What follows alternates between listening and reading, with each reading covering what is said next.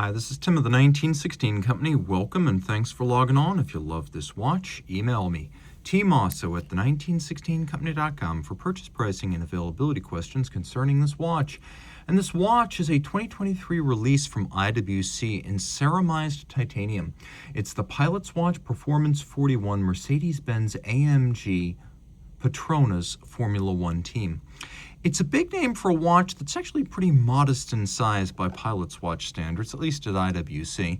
You can see that the watch is made of a matte finished ceramized titanium. We've got a ceramic bezel insert acting as the tachometric scale, and then we've got a lovely strap in Petrona's teal.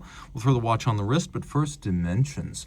41 millimeters in diameter, it's 14.8 millimeters thick from lug tip to lug tip, 51.4 millimeters, has a very standard and versatile 20 millimeter spacing between the lugs. On my wrist, which is 16 centimeters in circumference, it's large, though not huge. I would say this watch fits fine on a wrist of 16 centimeters or larger, so if your wrist is my size or larger, it's a good fit. If your wrist is smaller, you probably do want to go a little bit smaller in case size. The timepiece wears nicely, though, because being made almost entirely of sapphire, ceramic, and titanium, it is quite light on the wrist, so it doesn't feel weighty. Taking a look at the strap, it's got a textile pattern, though I believe this is actually hot stamped leather to create this textile-like weave. Then we've got a contrasting stitch in Petrona's signature color. Of course, Petrona's it's in the name. It's a large petroleum company. And you can see that we've got a little bit of stuffing, bolstering. The edge of the top cap leather is wrapped around the side. It is an IWC Petrona's colored leather strap made in Austria in excellent condition. You can see no crimping, no gouging. We've got a matching pin buckle here, IWC branded. Relatively simple. You can see there's some fastening outboard, and that it is CRT. That is ceramized titanium right there. Fascinating system they've got for these quick release straps. Unlike previous generations of, say, IWC Aqua Timer, today IWC puts the quick release mechanism in the strap.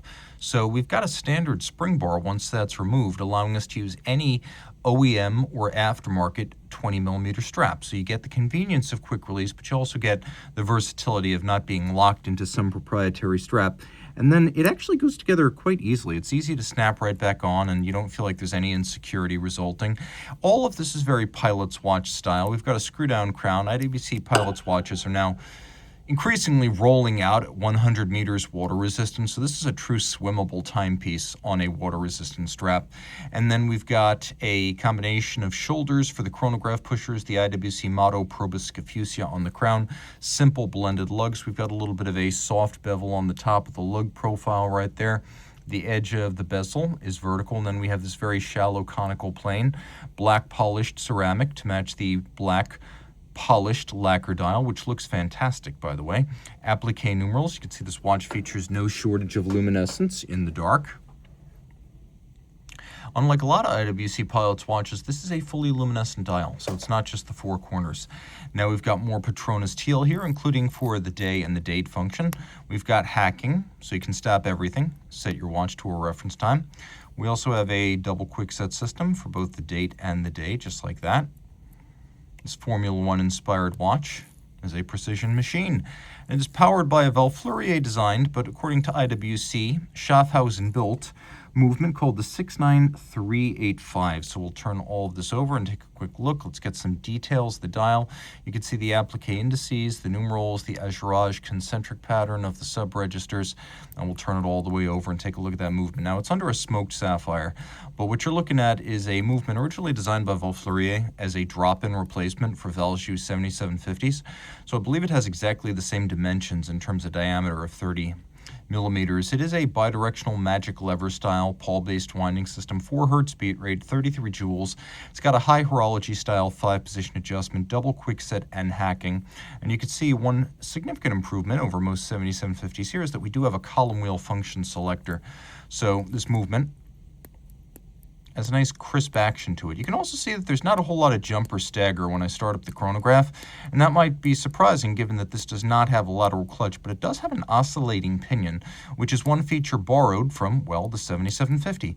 And it's a type of lateral clutch that's both physically compact and has very little inherent play between the driving pinion and the driven wheel.